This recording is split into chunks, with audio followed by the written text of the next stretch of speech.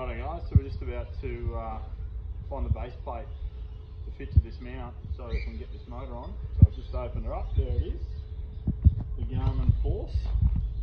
So I'm just going to cut open this box here which has got the base plate in it.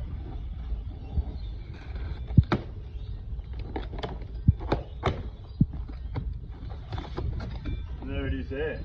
So as you can see, it's quite a lot larger than your standard sort of riptide Minn Kota or motor guide mount.